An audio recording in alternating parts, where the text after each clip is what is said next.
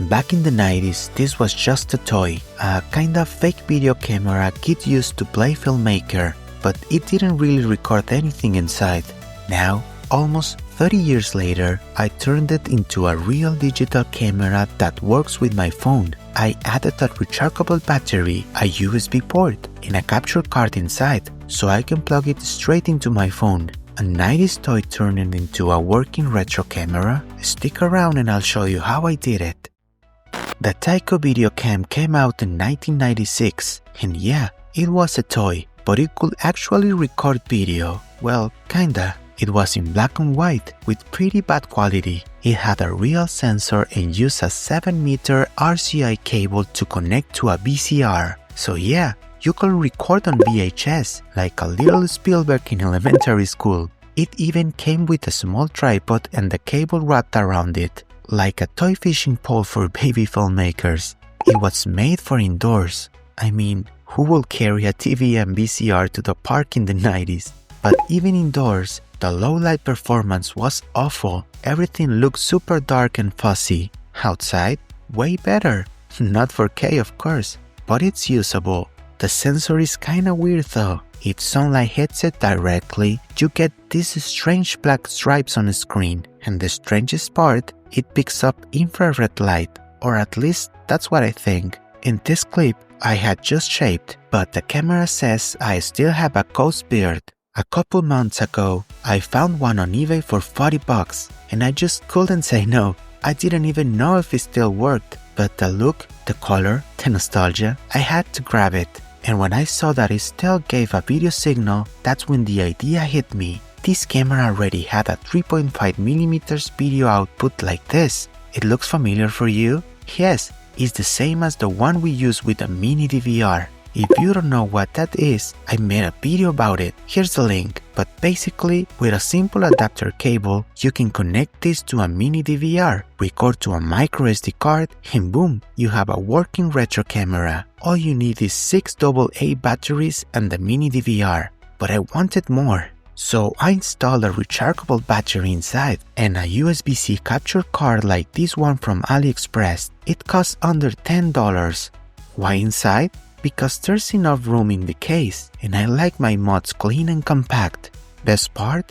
It still works with a mini DVR, but now I can also plug it in straight into my phone and use the USB camera app. More options, less mess, and it just looks good. But why go through all this trouble if we already have really nice cameras in the market? Well, I love giving all cameras a second life. The imperfect image has a unique charm for me, and it's super fun to mod them. Sure, you can fake the retro look with filters, but nothing beats real hardware. Plus, I actually use this in my music videos. It's not just nostalgia. For me, it's a creative tool. Before we continue, a message from my sponsor, which is me. Just a quick note. Several people have asked me to sell some of the cameras I've modified, so it's not my intention to start a business, but as a way to recover some of the costs and get resources to keep making more videos, I'll be offering some of those cameras for sale. I will also have custom cables ready to use with a mini DVR. There are a lot of details I'd like to share about this project, so I will cover everything in a separate video. All the info and links are in the description. Thank you so much for your continued support. Alright, so like I promised, here's the full step-by-step on how I turned this toy into a real working camera. The first thing I'll do is install the rechargeable battery, but first I need to figure out how much voltage the camera actually needs to work properly. It's simple. The camera uses 6 AA batteries, and each one provides 1.5 volts. So that means it needs 9 volts. But wait, I'm using rechargeable AA batteries, which provide 1.2 volts each, giving me a total of 7.2 volts. And yet, the camera still works. Why is that? You see, regular alkaline batteries start at 1.5 volts, but their voltage drops quickly to around 1.2 volts during use. Rechargeable batteries, on the other hand, hold that 1.2 volts much more consistently. Back then, the electronics were designed to handle these fluctuations, so 7.2 volts is perfectly fine to power the camera.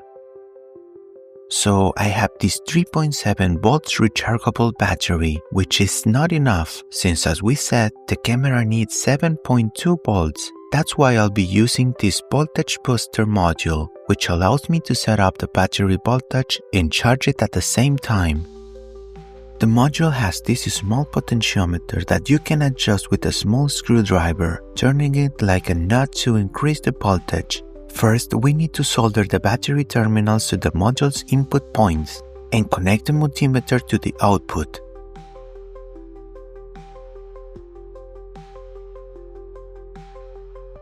This way we can monitor the output voltage and adjust it with the screwdriver until we reach the 7.2 volts we need.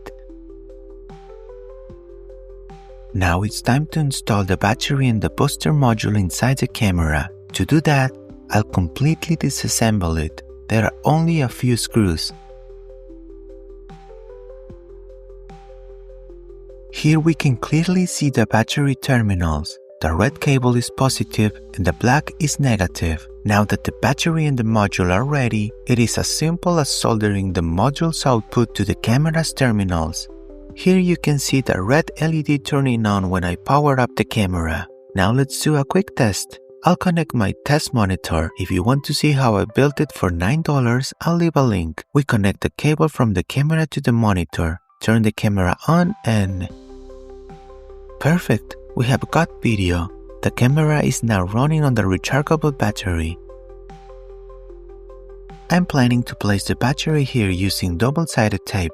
But before installing it permanently, I need to figure out where to place the module. The module already comes with a USB-C input, but to give it a cleaner, more factory-like look, I will use this extension cable, which fits better on the outside thanks to its finished edges. The module has a specific soldering point for this, so I just need to solder the wires. So I'm going to drill a hole using my mini drill to pass the USB-C connector that will go to the module. And yes, my mini drill is definitely the star of the channel.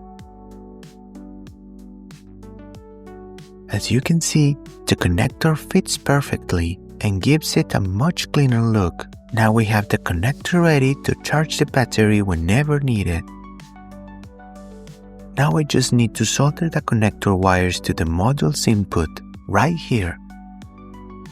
And it looks something like this. Here you can see that when I plug the charging cable into the port, the red charging light turns on, so everything's working fine. I've decided to place the battery here, so I'll use double-sided tape. It's super strong and works great for this. I'll do the exact same thing with the charging module.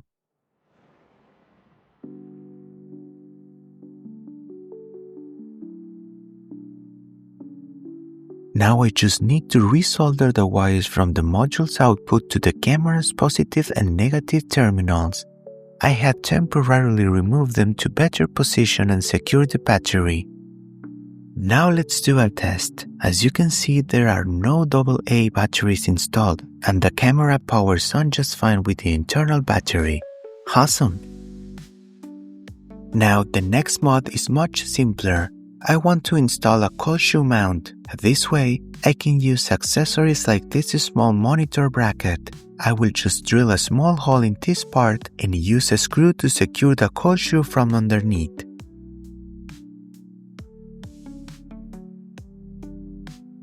And that's it. Now we have a clean and simple spot to mount accessories.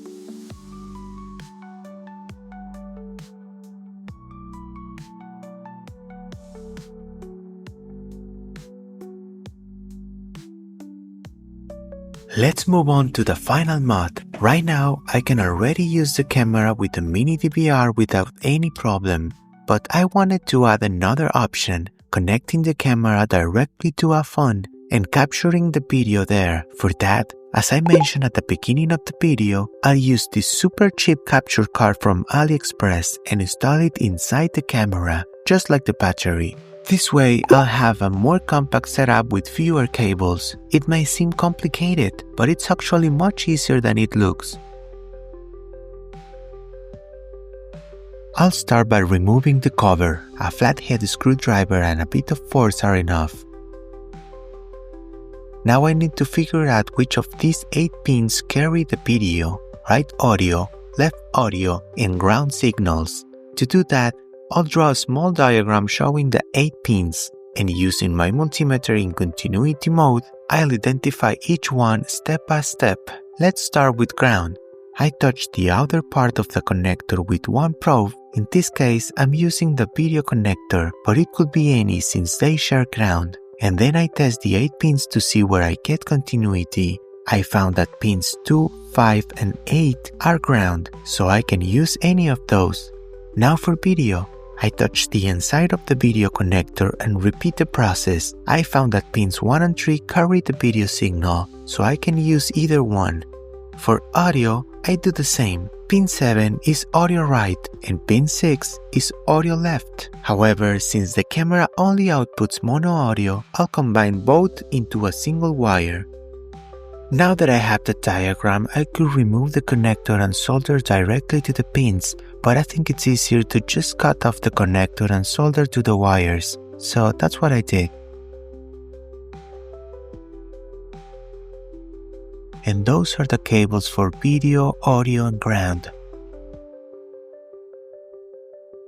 Before soldering anything, we can even do a quick video test just by touching the wires to the connector. Awesome! We've got video.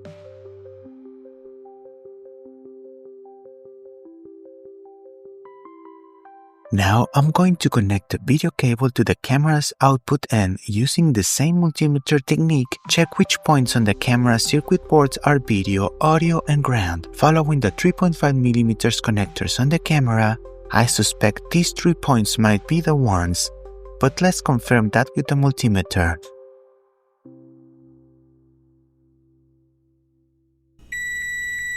Great, that's ground.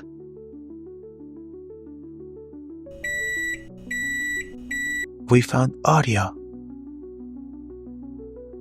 And the last one should be video.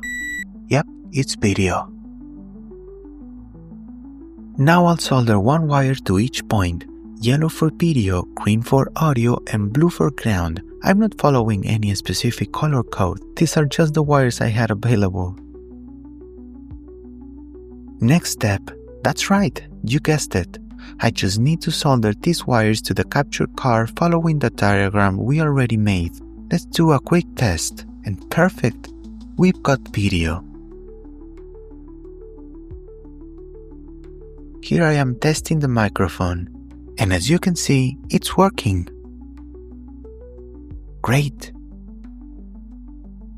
For the next step, my original idea was to replace the USB-C cable from the capture card with this female extension cable so I could connect the camera to the phone using a regular USB-C cable. However, this extension cable won't work because it's not compatible with the capture card's OTG function, so the phone wouldn't detect the signal. For now, I'll just keep the original capture card cable and make a hole in the camera case to route the cable through, kind of like a retractable setup. It is not the most elegant solution, but it works. Maybe later I'll look for a compatible extension cable, but for now, this will do.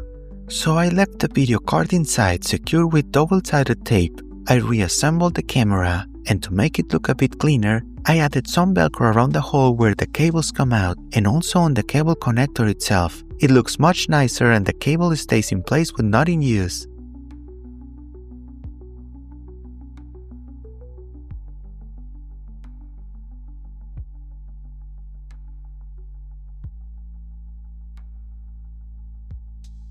Here's a short clip I recorded directly onto my phone, so you can see and hear how it looks. Compared to the mini DVR, I personally prefer the mini DVR, but honestly, the camera's technical quality is so low that it doesn't really matter that much. In the end, it's more about the look and the feeling you prefer.